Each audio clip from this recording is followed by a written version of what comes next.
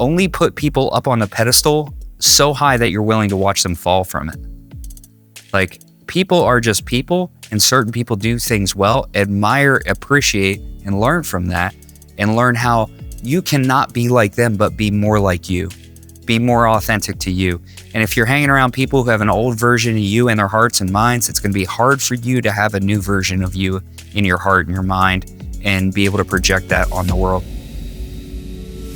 Hello and welcome. This is Brian Delaney with Unlock Potential, where we get together with top experts in their field who have simple, profound advice to help you and I live better lives, to be able to be more fit to serve the people around us and answer that question, the question that nags within all of us: how good can I be and how great can I make it for people around me?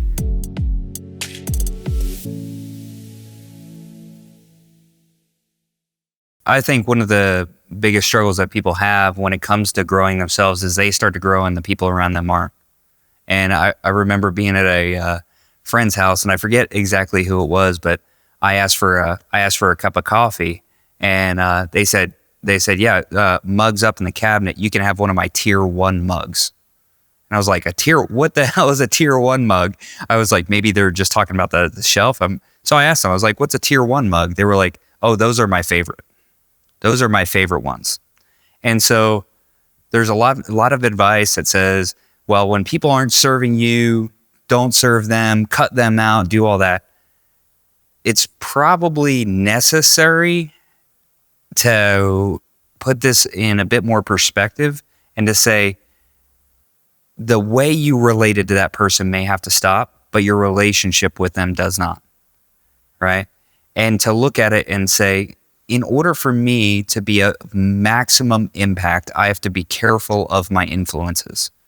And again, not paranoid of injury, just full of care about the people who I put around me, because I know I'm going to influence them and they're going to influence me. And so somebody who might have been a tier 1 friend for most of your life, but has made a decision not to grow, and you need to be an example to that person in order to give them a choice of whether to grow or not. They may move from a tier 1 friend who you hang out with all the time and you accept advice and you hear their feedback, to maybe a tier 2 or a tier 3 friend, which doesn't really mean that you can't have a great relationship. The frequency and intensity of your relationship may change. It may change. And so just be open to changing the nature of the relationship to fit the times and to fit the people who are here now. Nostalgia is a problem, right? I love that C.S. Lewis says nostalgia is a myth. I think nostalgia is a rose-colored rearview mirror, right? And a lot of times we go back to those things because we felt a certain way, and we're actually not chasing the people. We're chasing that feeling and that experience that we could feel and experience anywhere with anyone. We just happen to have it in a certain place with certain people at a certain time. And so we chase back because there's a guarantee that we had it, but there's no guarantee that we'll have it, but we really want it again. And this is where we may have to reorient those relationships and have those conversations that are somewhat uncomfortable, especially if you've been a friend with somebody or related to somebody, or maybe the prophet has no honor in his hometown. They've seen you get drunk and fall into the bushes with a lampshade on your head or whatever, and now you're trying to ask them if they want to be part of a business opportunity with you, if you can be a professional, like serve them in a professional way, or just have advice. What you may not know is that you're moving from a tier 1 friend to a tier 5 friend in their mind, in their heart, in their life. And until you bring curiosity to it, there's no opportunity that's created to have that weird conversation that would actually benefit both of you. So get curious and find out, and grieve the fact that there's a potential that they may say, man, you've changed. You've changed. And you should be like, yeah, for sure. Like, I'm not that age anymore. I'm not that, I'm more wise than I used to be because I've made a lot of mistakes and I've had to learn from those in order to live a good life. So yeah, I have changed. Why haven't you? What happened? Like, I expected you to change. I expected you to get more mature as we grew older, but you still hold on to those things. And I love you and I want you in my life, but I can't have you in my life like it was, like it is now. Things are different. And I think that it's really hard to believe people when they tell you who they are. One of my biggest struggles in business is to let go of people who are underperforming, because I think maybe I could just say that last thing that would really turn it around for them. And when it comes to friendships, it's even worse, because you try to save that person, they will drag you to hell before you bring them to heaven. Guaranteed. That is just what's going to happen. You will not save that person until that person is ready to save themselves. And then there's probably a group of people who need to be involved if they really do want to upgrade their life. Ask people not to tell you what they want, but show you what they want through their actions, and they can count on you for the same thing, right? A lot of times we'll build these relationships long-term off of things that were appropriate when we were young, but they just don't work now. They just don't work now. And so letting go of people who are asking you to let them go is a hard thing, but a necessary thing. But just like being let go is, right? Inside of a relationship, my relationship with my first wife has completely reoriented. We're awesome co-parents and we're really good friends, and we're also in business together. And I trust her implicitly, but the way I feel about her is based on how it is now, not how it was, right? Because we weren't good together in a marriage. Now, in order to respect my wife, I cannot treat my ex-wife the way that I used to, right? It's very black and white in this situation, but I promise you it's just as black and white in your situation. Under the least bit of scrutiny, you would see that this relationship is primed for change, and more than likely both people involved will benefit from it, not because it's right based on other people's perspectives, but because it's real between you two now. And then it's time to accept that and move on and align yourself with people who are in the right place. Because how many times have we seen it? People having their lives ruined. When I was growing up, I spent a lot of time around the wrong people. And a lot of those people are dead now. A lot of those people are in jail now. A lot of those people have really, really hard circumstances and really, really difficult lives and challenging relationships. And that would have all rubbed off on me had I not separated from that. And it was no ill will towards them, because I loved them. I just hated what they were doing then. I just couldn't be a part of it anymore. Otherwise, I was going to get dragged to hell. That's exactly what was going to happen. It wasn't that I was going to go to jail. I had gone to jail. I didn't want to be there anymore. I wanted to be around people who were trying to get free. And in order to do that, I need to be with free people. If I'm trying to be around people who are successful, right? I want to put myself around successful people. If I want to have a great marriage, I want to put myself around those type of people. And listen, the more successful you get, the better your relationships get. The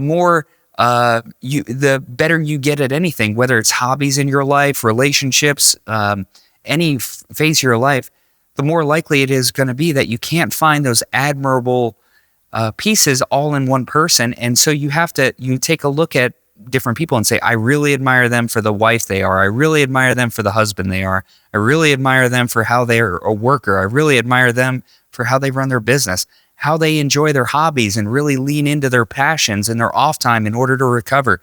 And you pick those different parts and you ask and you get curious. And before you know it, you got some of that on you. Before you know it, you're demonstrating what you used to admire.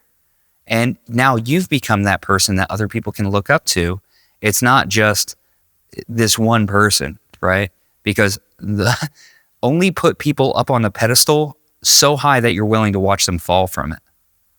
Like, people are just people, and certain people do things well. Admire, appreciate, and learn from that, and learn how you cannot be like them, but be more like you. Be more authentic to you. And if you're hanging around people who have an old version of you in their hearts and minds, it's going to be hard for you to have a new version of you in your heart and your mind and be able to project that on the world. When you adjust and when you're evolving as a person, sometimes it naturally moves on. You might be growing like crazy, and all of a sudden a friend breaks up with you. They're like, "Hey, listen, you're getting a little weird. You're like, you got that weird money, or you're having this success, or you're spending all your time at work, and that just doesn't do it for me." That's it. And listen, life moves on. Life moves on. Let's not hold on to something that did exist but doesn't exist anymore. I firmly believe decade-old relationships are more precious than gold.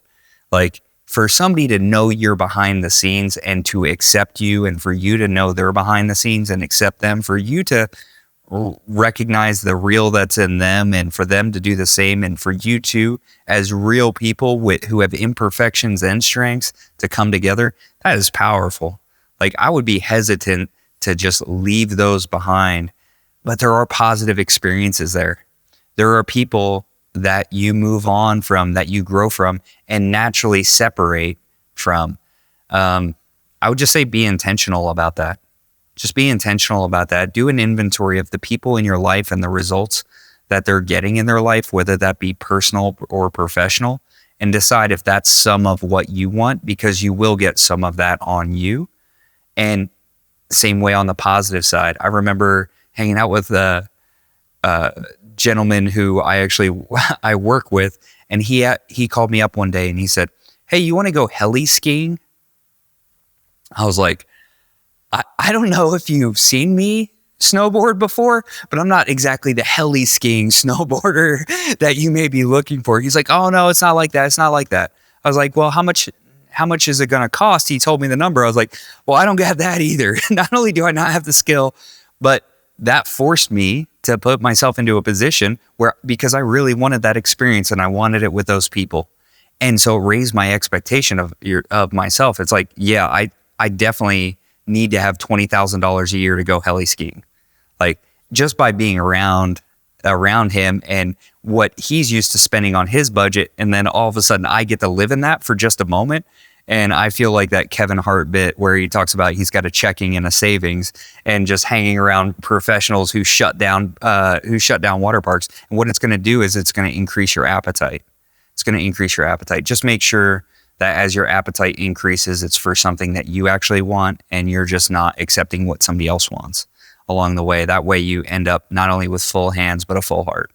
And that's the biggest thing, because relationships don't limit themselves to people. I believe relationships are the conduit for all value, and that travels between people, that travels with your work. It may be time for you to break up with your work. The gig economy in the US is absolutely blowing up because people are breaking up with an antiquated idea of success and what it means to be successful. That you go to school, you go to college, you get good grades, you get a good job, you work there for 30 to 50 years, and you retire happy. What people realized was that was a story that was told, but not a real narrative that's fit for these times. And so there's more people who are breaking up with the safety net in order to get rid of the ceiling than ever before.